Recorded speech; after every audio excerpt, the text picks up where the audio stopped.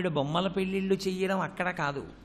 ఆ తల్లి ఇక్కడ కూడా చేసే పని అదే.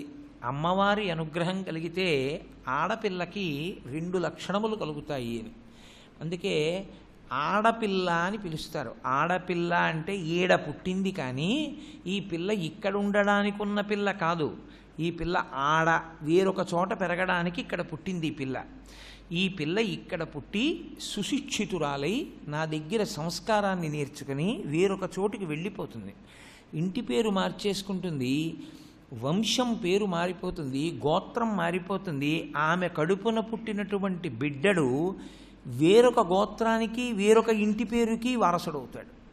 కాబట్టి ఆ పిల్ల ఈడపిల్ల కాదు, ఈడ పుట్టిందంతే, కానీ ఆడపిల్ల. ఆడపిల్ల అన్న మాటలోనే ఆమె జీవితమునకు సార్థకత ఎప్పుడు అంటే ఆమెకి మొట్టమొదట జరగవలసినటువంటిది వివాహ సంస్కారం. వివాహము అయితేనే ఆడపిల్లకి కానీ ఆడపిల్లల్ని కన్న తల్లిదండ్రులకు కానీ మనసు ఊరటగా ఉంటుంది. అంటే ఏమంటే మగవాళ్ళకి అలా ఉండదా అని మీరు అంటారేమో. వాళ్ళ విషయంలో ఒక మినహాయింపు ఉంది. బ్రహ్మచర్యమునందు ఉండి అక్కడ నుండే అరిషడ్వర్గములను గెలిచి సన్యసించినటువంటి మహాపురుషులు కొంతమంది ఉంటారు. బ్రహ్మచర్యము నుండి సాధన యందు ఉండిపోయిన వారు కొంతమంది ఉంటారు. కానీ ఆడవారి విషయంలో అటువంటి నియమం వర్తించదు. కాబట్టి ఇక్కడ ఉన్న పిల్ల ఈ గోత్రంతో ఈ ఇంటి పేరుతో ఇక్కడే ఉండిపోయింది అనుకోండి, అది ఆ పిల్లకి అవమానం, ఆ పిల్లని కన్నటువంటి తల్లిదండ్రులకి బరువుగా ఉంటుంది. ఒక వయసు వచ్చిన తర్వాత ఆ పిల్ల వేరొక మెట్టినింటికి వెళ్ళిపోతేనే అందం, అప్పుడే పరిపూర్ణత జీవితానికి. అందుకే ఆడపిల్ల జీవితంలో ఒక గీత గీసి 2గా వ్రతములు ఉంటాయి. ఒకటి వివాహపూర్వము చేసేటటువంటి వ్రతములు, రెండవది వివాహానంతరము చేసేటటువంటి వ్రతములు. వివాహపూర్వము వ్రతము దేనికి చేస్తారు అంటే భాగవతంలోనే ఒక చోట ప్రతిపాదన ఉంది. వ్రతము పాపమును దహించగలిగినటువంటి శక్తి కలిగి ఉంటుంది. అందుకని వ్రతం చేస్తారు. వ్రతమాచరించాడు అంటారు. దేన్నైనా ఆయన అసిధారా వ్రతం అండి అంటారు. ఒక వ్రతం చేసినట్టు చేశాడండి అంటారు. వ్రతము అన్న సంకల్పం చేస్తే పాపములు దహింపబడతాయి.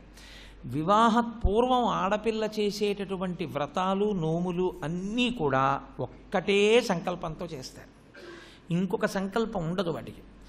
అన్నీ దేనికి చేస్తారంటే యోగ్యుడైన దీర్ఘాయుష్మంతుడైన మంచి భర్త రావాలి అని చేస్తారు.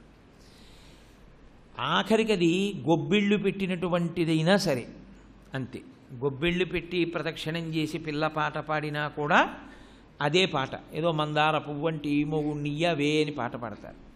ఎందుకంటే ఆమె అభ్యున్నతి, ఆమె మనశ్శాంతి దాని మీద ఆధారపడింది. అందుకని వివాహపూర్వం చేసే నోములు వ్రతాలు మంచి భర్తకి, వివాహానంతరము చేసే నోములు వ్రతాలు భర్త అభ్యున్నతికి. మరి తన కొరకు ఏమీ లేదు. మరి నీకేం వద్దా?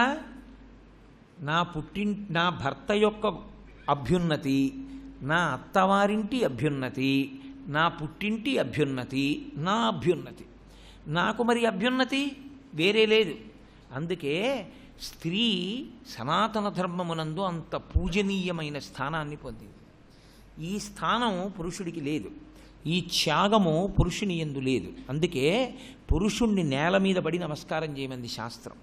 నువ్వింత త్యాగమూర్తివి కావు, నీకు ఇంత పవిత్ర భావన లేదు, అందుకే నువ్వు సాష్టాంగం చేసి స్వర్ణదండం పడ్డట్టు నేల మీద పడి నమస్కారం చేయండి. స్త్రీని మినహాయించి నువ్వు అలా చెయ్యొద్దు. ఒక పరమ గౌరవాన్ని ఒకదాన్ని ఇచ్చింది. ఎన్నడూ స్త్రీ నేల మీద పడి నమస్కారం చేయకూడదు. పంచాంగ నమస్కారం మాత్రమే చేస్తారు.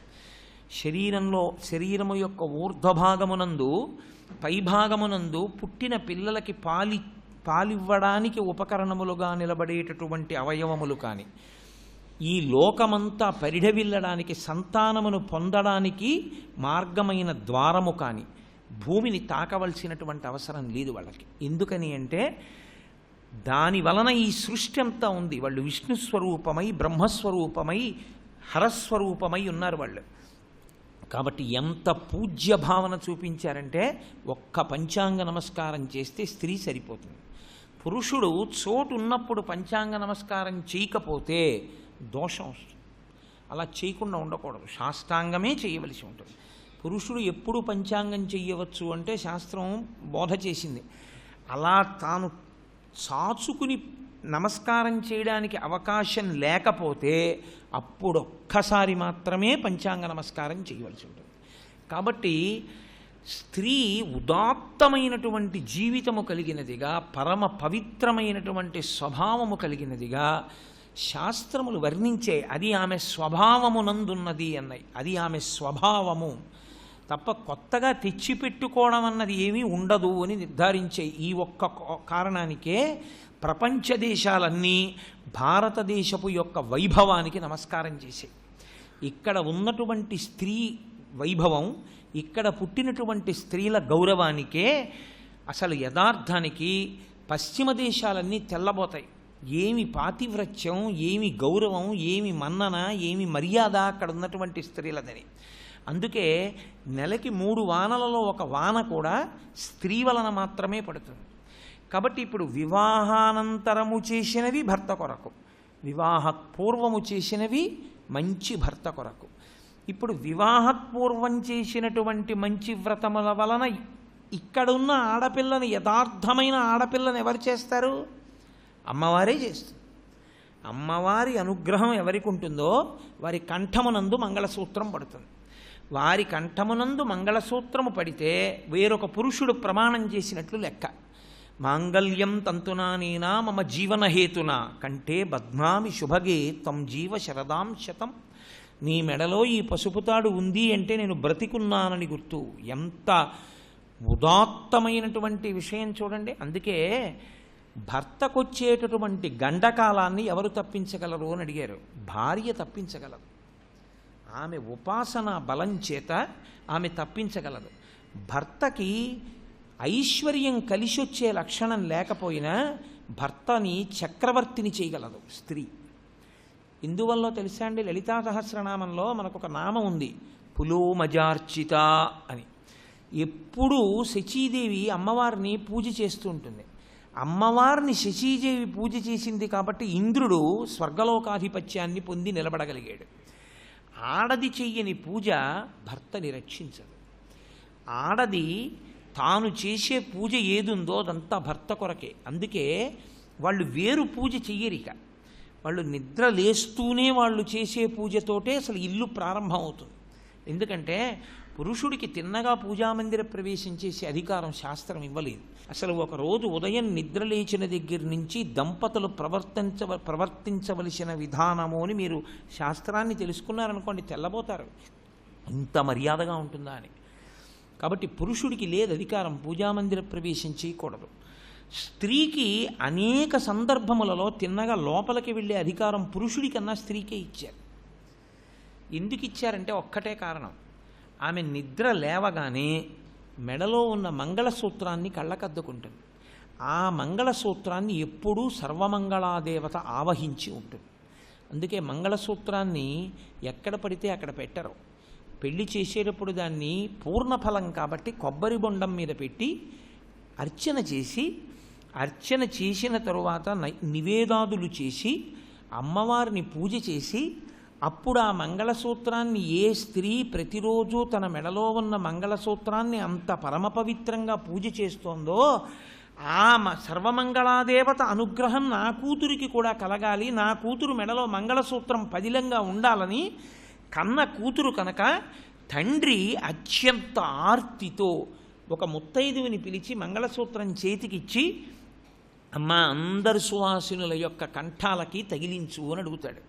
పట్టుకెళ్ళి అందరి మెళ్ళల్లో పెడతారు. పెడితే ఆ మంగళసూత్రానికి ఈ మంగళసూత్రం తగులుతుంది. తగిలితే ఎంతమంది ఇన్నేళ్ల నుంచి అలా కళ్ళకద్దుకుని పూజ చేయడం చేత ప్రీతి చెందిన అమ్మవారు, ఆవిడ అనుగ్రహం ఈ మంగళసూత్రానికి తగిలితే ఈయన అల్లుడికి ఇబ్బంది రాకుండా తన కూతురు పసుపు కుంకాలతో ఉంటుందని తండ్రి సర్వమంగళాదేవతానుగ్రహాన్ని అపేక్షిస్తాడు మంగళసూత్రం కట్టించేటప్పుడు. అందుకే మంగళసూత్రాన్ని కూడా ఇంకెక్కడా కట్టడానికి వీల్లేదు.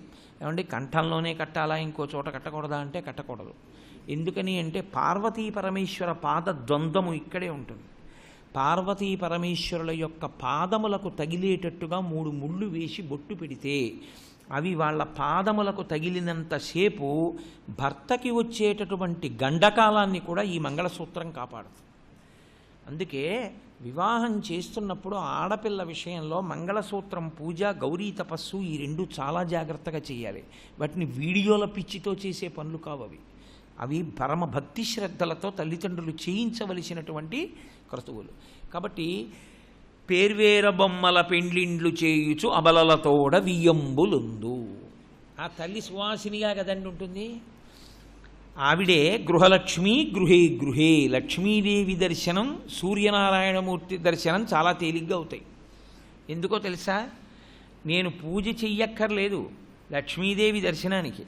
నేను ఇలా వీధిలోకి వచ్చి నిలబడితే ఆ పక్కవాటాలో ఉన్న ఆయన భార్య బయటికి వచ్చి ఆవిడ తుడుచుకుంటున్నారు అనుకోండి, ఆవిడే లక్ష్మీదేవి కాదు.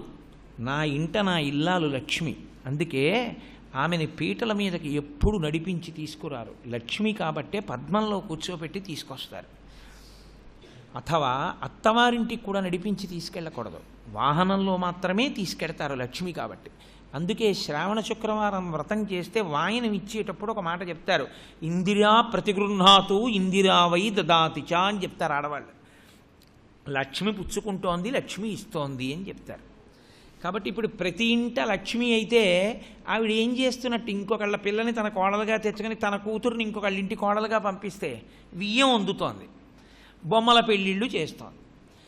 ఆవిడ ఈ లోకంలో ఉన్న బొమ్మలన్నింటికీ పెళ్ళిళ్ళు చేసి ఆ బొమ్మలన్నీ సంతోషంగా ఉండేటట్టు చెయ్యగలిగినటువంటి ప్రజ్ఞాశాలి. ఆడపిల్లని చేసి ఉంచుతుంది. ఆడపిల్ల అయి ఉంటే సరిపోతుందా? ఇక్కడున్న పిల్ల అక్కడికి వెళ్ళిపోయి ఎవరికో భార్య అయితే సరిపోయిందా?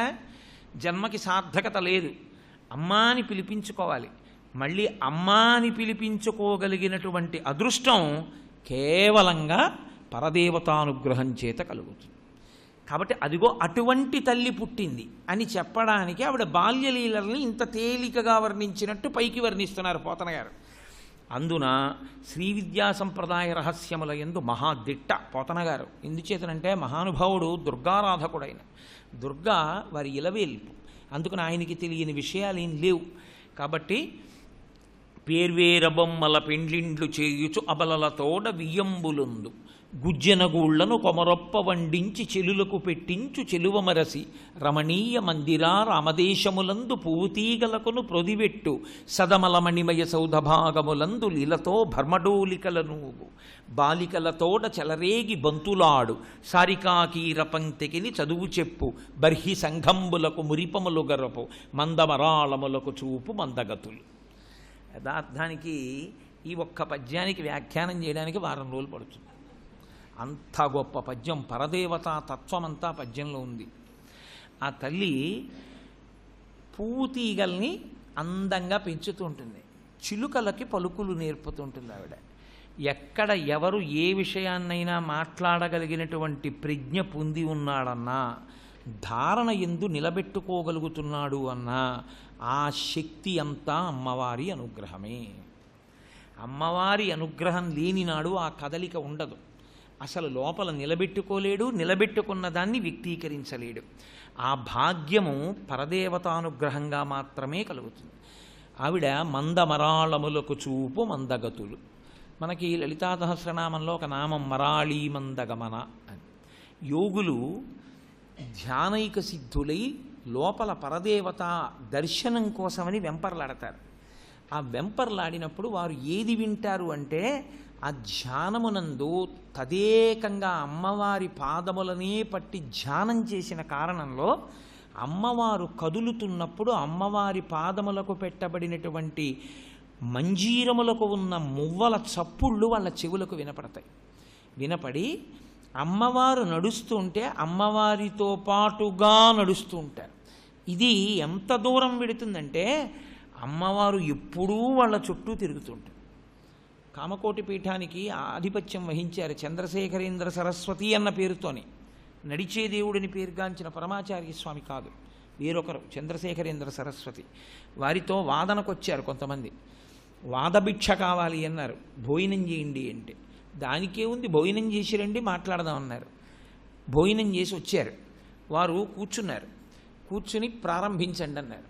ప్రతివాదులు మాట్లాడదామని మొదలు పెట్టబోయి ఆయన వంక చూసి, మీరేమనుకోకండి, మాకేమీ జ్ఞాపకం రావట్లేదు, మీ ఒళ్ళో ఒక చంటి పిల్ల ఒకత్తి అందమైన చిరునవ్వులతో ఆడుకుంటోంది, ఆ పిల్లని దూరంగా దింపేయండి, మేము మాట్లాడుతూ ఉన్నారు.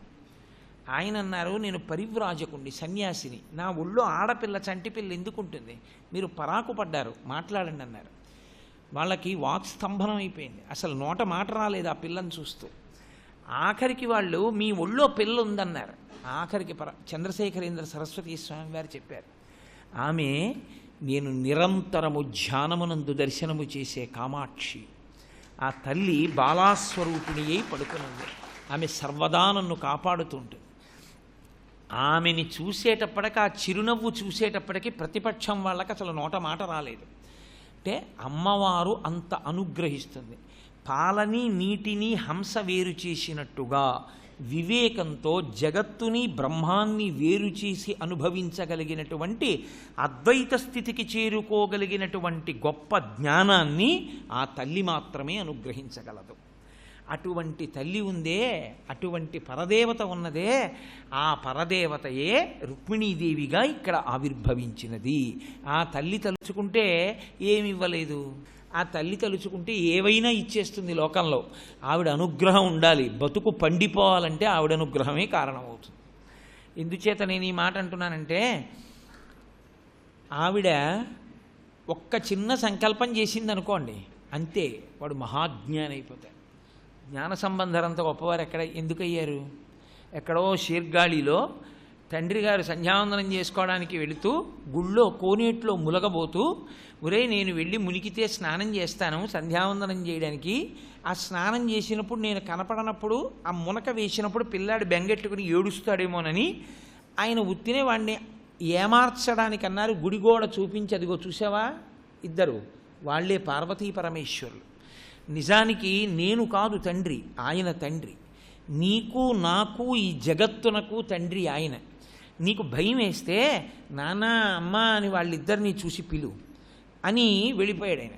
వెళ్ళిపోయిన స్నానం చేద్దామని కోనేట్లో ములిగారు. తండ్రి కనపడలేరు పిల్లాడికి.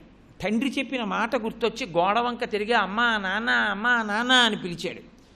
శివుడు అన్నాడు, వాడు బొమ్మ కాదు, మన ఇద్దరం అమ్మా నాన్న అని నమ్మి పిలుస్తున్నాడు, కదలమే ఎక్కువ నంది వాహనం అన్నాడు. ఆవిడ ఎక్కింది, గబగబా వచ్చారు మంటపంలోకి. పిల్లాడిని ఎత్తుకుని ఒళ్ళో కూర్చోబెట్టుకుని ఆవిడేమో వచ్చేస్తాడు మీ నాన్న ఆగు ఆగు అంటాను. వాడేమో ఏడుస్తున్నాడు, అమ్మా అమ్మా అమ్మా అంటున్నాడు. ఆవిడ్ని చూసి చెప్పాడుగా మరి తండ్రి. పరమేశ్వరుడు అన్నాడు, ఏమిటి పిల్లాడి ఏడుస్తుంటే అలా చూస్తూ మాట్లాడతావే, 3 లోకములను కన్న తల్లివి నీకు తెలియదు, పాలి అన్నాడు. ఆవిడంది, ఏమిటో తేలిగ్గా చెప్తున్నారు పాలిమ్మని, నేను పాలిస్తే మీరెవరో తెలుస్తుందండి. అంటే శివుడు అర్థమైపోతాడు. శివుడు అర్థమైపోయాడంటే శివుడు అయిపోతాడు, అంటే మోక్షాన్ని పొందుతాడు, జ్ఞానం వస్తుంది. ఆయన అన్నాడు, నేను తెలియడమో ఇంకోటో, తల్లివి కదూ పాలి అన్నారు. అంతే. ఆవిడ స్తన్యం ఇచ్చింది. ద్రవిడ శిశువు అన్నారు శంకర భగవత్పాదులు. అంతే. తండ్రి లేచి వచ్చేస్తున్నాడు. వీళ్ళిద్దరు అంతర్ధానం అయ్యారు. నోటికి పాలు అంటుకుని ఉన్నాయి. ధూర్తుడా, పాలెక్కడివిరా నీకు, ఎవరి పాలు తాగావన్నాడు తండ్రి. ఆ పిల్లాడేం మాట్లాడలేదు. ఎత్తుకుని గుళ్ళోకి ఎడుతున్నాడు తండ్రి. వీడు చేతులు మోగిస్తూ చప్పట్లు చరుస్తూ పత్తికాలు పాడాడు. పాడితే వాడి చేతులు కందిపోతున్నాయని పార్వతీ పరమేశ్వరులు పైనుంచి బంగారు తాళాలు విడిచిపెట్టారు.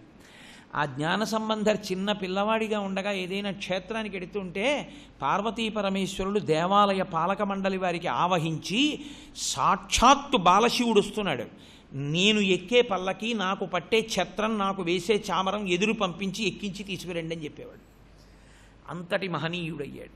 అమ్మవారి అనుగ్రహం కానీ లభించిందా ఎంతసేపు. కాళిదాసు గారు ఎంత గొప్పవాడయ్యాడు. క్రోధభట్టారకుడన్న పేరు కలిగిన దుర్వాసో మహర్షి ఎంత గొప్పవారయ్యారు. ఒక్కసారి లక్ష్మీ కటాక్షం కలిగిన దరిద్ర బ్రాహ్మణి కేరళ దేశంలో ఎంత గొప్ప తల్లి అయింది. కాబట్టి ఆ తల్లి అనుగ్రహించాలి, కానీ లోకమునందు వివేకము, జగత్తుని బ్రహ్మాన్ని వేరు చేసి చూడగలిగినటువంటి శక్తి, బ్రహ్మమును అనుభవించి బ్రహ్మముగా నిలబడగలిగినటువంటి స్థితి కూడా ఆవిర్భవిస్తుంది. అందుకని ఆ తల్లి మందమరాళములకు చూపు మందగతులు, ఆమె హంసలకు నడకలు నేర్పింది అన్నారు. అంటే అంత అందమైన నడక కలిగిన తల్లి అని. ఎంత అందమైన నడకలంటే వాల్మీకి రామాయణంలో లేదు, కానీ అమ్మవారి నడకల గురించి ఒక మాట చెప్తుంటారు. సీతారామలక్ష్మణులు అరణ్యానికి వచ్చినటువంటి కొత్తల్లో హంసలన్నీ నడవడం మానేసి నీరసంగా అన్నిటికీ కలిపి సామూహికంగా ఏదో అనారోగ్యం వచ్చినట్టుగా బట్టలు పిడిచి తెల్లటి బట్టలు ముద్దలు పెట్టినట్టుగా ఆముక్తమాల్యతలో కృష్ణదేవరాయల వారు వర్ణించినట్టు ఓ చోటుకి వెళ్ళి పడుకునున్నాయిట. ఎవరో అడిగారట, మా నడక అంత గొప్ప నడక ఉండదని ఎప్పుడూ మీరు నడుస్తూ ఉంటారు కదా, అలాంటిది ఇవాళ నడవడం మానేసి అలా పడుకున్నారే మీ అందరూ, ఎవరూ నడవట్లేదే అని అడిగారట. అడిగితే ఆ హంసలు అన్నాయిట, నిన్నటి వరకు మేము గొప్పని అలాగే నడిచాం, కానీ ఇవాళ అరణ్యంలోకి ఒక స్త్రీ వచ్చింది, ఆమె నడకలు చూసి మా నడకలు ఎంత గొప్పవిలే, ఆవిడది నడకంటే అని సిగ్గేసి మేము నడవడం మానేసి పడుకున్నామన్నాయి. సీతమ్మ తల్లి వచ్చింది అరణ్యంలోకి. సీతమ్మ తల్లి నడక అంటే హంస నడక కన్నా గొప్ప నడక. అందుకని మందమరాళములకు చూపు మందగతులు, అంత గొప్ప తల్లి. ఇప్పుడు చెప్పకుండా చెప్తున్నారు, వచ్చినటువంటిది రుక్మిణి. రుక్మిణి అంటే సాక్షాత్ ఆదిలక్ష్మి ప్రభవించింది ఆ ఇంట్లో. ఏ ఇంట ఆడపిల్ల ఉన్నా ఆదిలక్ష్మి. ఆ ఒక్క భీష్మకుడి ఇంట్లోనే కాదు, ఏ ఇంట్లో ఆడపిల్ల ఉన్నా ఆమె మహాలక్ష్మీ స్వరూపమే. అందుకే ఆడపిల్లని ఎప్పుడూ ధూర్తతనంగా సంబోధించడం కానీ, ఆడపిల్లని ఎప్పుడూ నిందించడం కానీ, ఆడపిల్లని నోటి వెంట అనరానటువంటి నిందావాక్యాలు పలకడం కానీ ఎప్పుడూ చేయకూడదు. ఆమెని బాలగా అమ్మవారు ఆవహిస్తుంది. ఆమె లక్ష్మీస్వరూపిణి అయి ఇంట తిరుగాడుతుంటుంది. ఆ పిల్ల ఎన్నాళ్ళు ఉంటుంది? ఓ 18 ఏళ్ళో 20 ఏళ్ళో ఉంటుంది ఇంట్లో. ఆ తర్వాత వేరొక అయ్యి ఇంటికి ఇచ్చేసిన తర్వాత, అమ్మ ఒక్క వారం రోజులు రావే అంటే, నాన్నగారండి ఆయనకి వంట రాదు కదండి అంటుంది. కాబట్టి తండ్రికి జీవితంలో అత్యంత మధురాతి మధురమైనటువంటి స్మరణ, స్మృతి ఏదైనా ఉంటే తన కడుపున పుట్టిన ఆడపిల్లతో తను ప్రేమతో సంతోషంగా గడిపిన రోజులు ఏ ఉన్నాయో అవే సంతోషంగా ఉంటాయి తప్ప. అందుకే ఆడపిల్లని ఎప్పుడు నింద చేయకూడదు, ఆడపిల్లని పరమ ప్రేమగా చూడవలసి ఉంటుంది. కాబట్టి లక్ష్మీదేవి రుక్మిణిగా ఆవిర్భవించింది. ఇది భీష్మకుడు సంతోషించాడు, ఆయన మంచివాడు. భీష్మకుడు ఇంటికి ఎప్పుడూ భగవద్భక్తులు వస్తూ ఉండేవారు. భగవద్భక్తులు వస్తే ఏం మాట్లాడతారు? కొత్తగా ఏ సినిమా వచ్చింది, ఇవన్నీ వాళ్ళకెందుకు? ఎప్పుడూ ఈశ్వరుడు గురించే మాట్లాడుతుంటారు. అందున ఇప్పుడు అవతారంగా ఈశ్వరుడు ఎక్కడ ఆవిర్భవించాడో తెలుసుకుని వాళ్ళు భగవత్ కథాశ్రవణము చేత పొంగిపోతుంటారు, ఎప్పుడూ ఆ విశేషాలు చెప్పుకుంటూ ఉంటారు. కాబట్టి వాళ్ళు కూడా వచ్చినటువంటి భక్తులు శ్రీకృష్ణ పరమాత్మ, ఆయన చిన్నతనం, ఆయన పూతనా సంహారం, శకటాసుర భంజనం, తృణావర్తోపాఖ్యానం, ఆయన కాళీయమర్దనం చేయడం, ఈ విశేషాలన్నీ చెప్తూ ఉండేవారు. భీష్మకుడు ఎంతో సంతోషంగా వింటూ ఉండేవాడు. సర్వం శ్రీ ఉమామహేశ్వర పరబ్రహ్మార్పణమస్తు. స్వస్తి.